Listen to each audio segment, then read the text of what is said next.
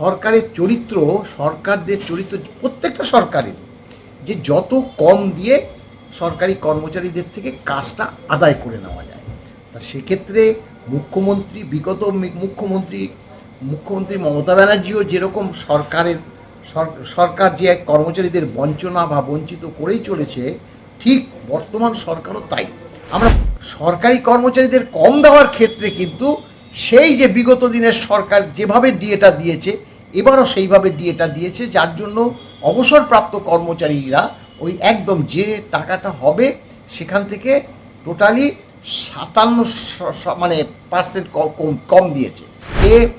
All India consumer price index অনুসারে যে ডিএটা দিতে হবে সর্বোচ্চ আদালত বলেছে, সেটাকে ভায়োলেট করেছে। সেটা পরবর্তীকালে এই সরকার এসে বকেয়ার একটা অংশ দিয়েছে ওই অর্ডারটাকেই কোট করে, অর্থাৎ যেভাবে মুখ্যমন্ত্রী মমতা ব্যানার্জি দিয়ে গেছে ঠিক সেইভাবে শুভেন্দু অধিকারীর সরকারও কিন্তু একইভাবে দিয়ে গেছে।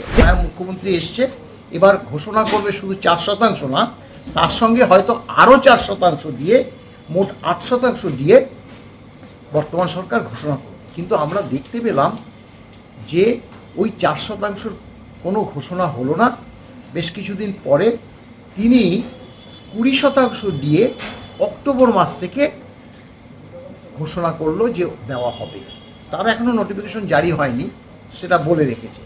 স্যার, আজকে 21শে জুলাইয়ের বিড়লা প্ল্যানেটোরিয়াম মঞ্চ থেকে প্রাক্তন মুখ্যমন্ত্রী মমতা বন্দ্যোপাধ্যায় একটি বক্তব্য রেখেছেন যে 4% যে ডিএ বিজেপি সরকার শ্রী শুভেন্দু অধিকারী বর্তমান মুখ্যমন্ত্রী আসার পর কেন সরকারি কর্মীরা পেলেন না, এই বিষয়টি নিয়ে কি বলতে চাইবেন? হ্যাঁ, দেখুন, ব্যাপারটা হলো এই 4% ডিএ মাননীয় মুখ্যমন্ত্রী 5ই ফেব্রুয়ারি ইন্টারিম যে বাজেট করেছিল সে সময় ঘোষণা করেছিল এপ্রিল মাস থেকে দেওয়া হবে। 5ই ফেব্রুয়ারি ঘোষণা করেছিল এপ্রিল মাস থেকে দেওয়া হবে, মার্চ মাসও না, এপ্রিল মাস থেকে। সেক্ষেত্রে দেখা গেল মুখ্যমন্ত্রী ঘোষণা করেছিল বাজেট বইতে, বিধানসভায় দাঁড়িয়ে যে বাজেট হয়েছিল সেই বইতেও স্থান পেয়েছে। কিন্তু আমরা দেখতে পেলাম যে তার নোটিফিকেশনটা প্রকাশ করবে না বিগত সরকার। এখন নোটিফিকেশন যদি প্রকাশ না করা হয় তাহলে তো আমরা ডিএটা পাবো না। সেটাই হলো, মুখ্যমন্ত্রী হেরে গেলেন, মুখ্যমন্ত্রী চলে গেলেন। এই যে 4% ডিএ, আমরা তখন ভেবেছিলাম যেহেতু গভর্নমেন্ট অফ ওয়েস্ট বেঙ্গল তো একটাই, মুখ্যমন্ত্রী গভর্নমেন্ট অফ ওয়েস্ট বেঙ্গল চলে গেছে বলে আবার একটা গভর্নমেন্ট অফ ওয়েস্ট বেঙ্গল আসলো, সেরকম তো ব্যাপার নয়, এটা কন্টিনিউ প্রসেস। তা 4% ডিএটা আমরা সত্যি ভেবেছিলাম যে নয়া মুখ্যমন্ত্রী এসছে, এবার ঘোষণা করবে শুধু 4% না, তার সঙ্গে হয়তো আরও 4% দিয়ে মোট 8% দিয়ে বর্তমান সরকার ঘোষণা করবে। কিন্তু আমরা দেখতে পেলাম যে ওই 4%-র কোনো ঘোষণা হলো না। বেশ কিছুদিন পরে তিনি 20% দিয়ে অক্টোবর মাস থেকে ঘোষণা করলো যে দেওয়া হবে। তার এখনও নোটিফিকেশন জারি হয়নি, সেটা বলে রেখেছে।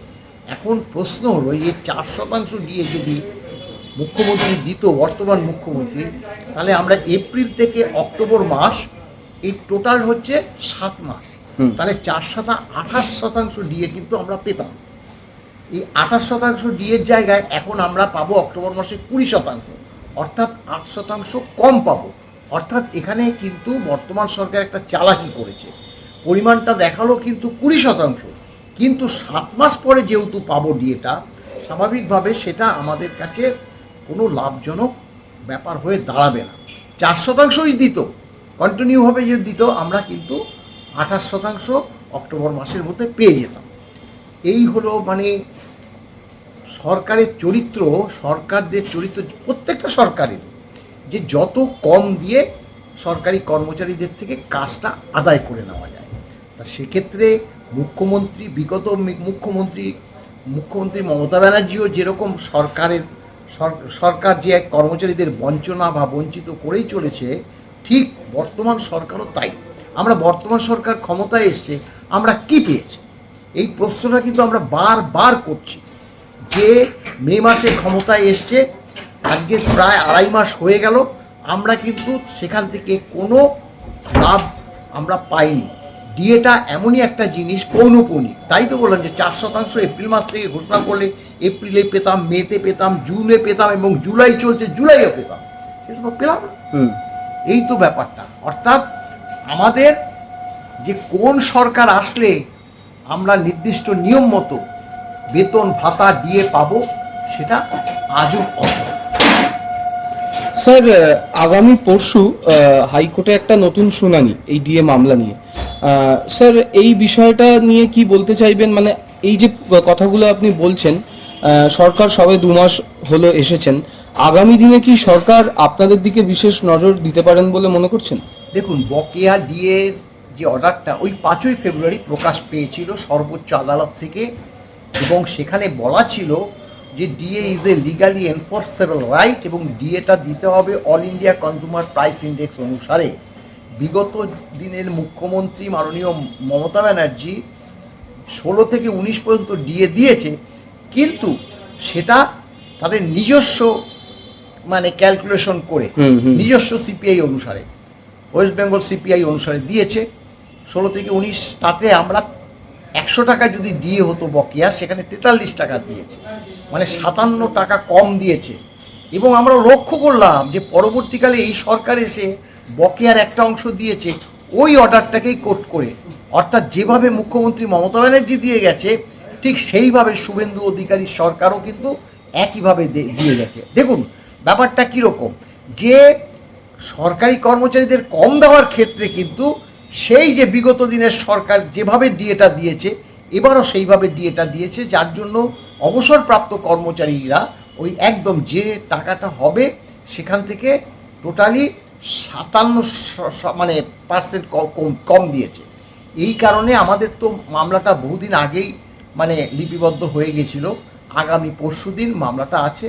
আমরা এসেছিলাম মাননীয় বিকাশ রঞ্জন ভট্টাচার্যের কাছে, কনফারেন্স করে গেলাম যে কোন কোন বার্তাগুলো আমরা তুলে ধরব।